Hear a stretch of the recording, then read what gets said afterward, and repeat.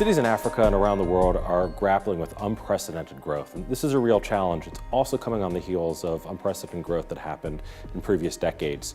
Between 1995 and 2005, you are adding 1.2 million people a week into cities in the developing world. And this growth in pace is increasing now as we approach 2050. We're going to have 2 billion people in cities.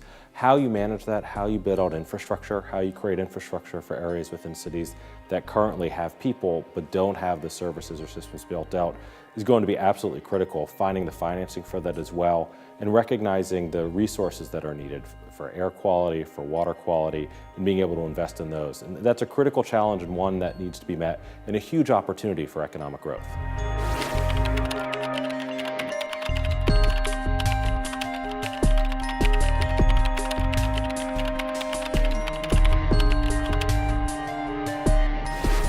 There are a number of lessons that emerging cities and cities in developing countries can learn from other cities, particularly US or Europe, even Latin America.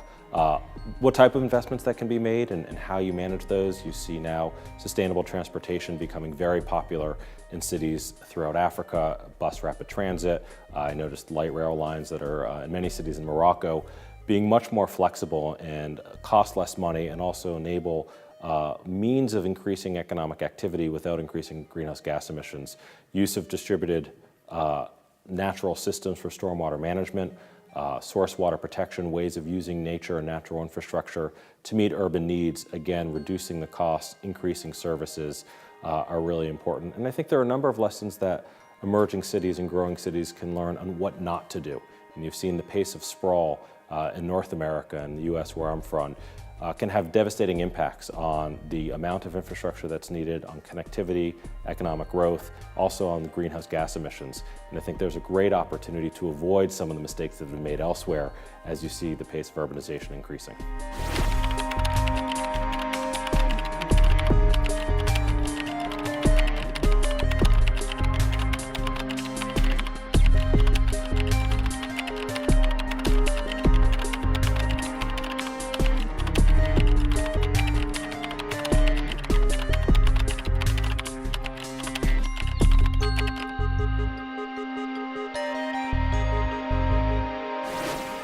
I think those people who manage cities and are dealing with water in the agricultural sector, hydropower, understand the challenge we face, and we have a huge global water crisis. It's locally driven by the context and the environment in which people are.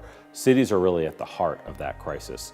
Only 15% of water basins around the world face water stress, but over half of all cities over 100,000 people are located in those basins. So cities are really grappling with this challenge. I think in many cases, it's not a well understood or recognized risk by the general public.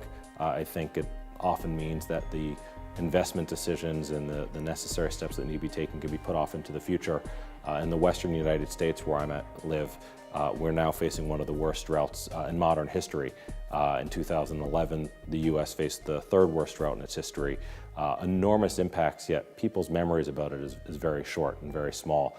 So I think we need to do more to raise this issue. I think particularly in Africa, the issue is much more upfront. People are much more cognizant of it. I think that's a real challenge as you double the urban population, and it's projected that there's going to be a quadrupling of the water demand in sub-Saharan Africa. It's not only a challenge that needs to be in the forefront of people's minds, but absolutely needs to be addressed now.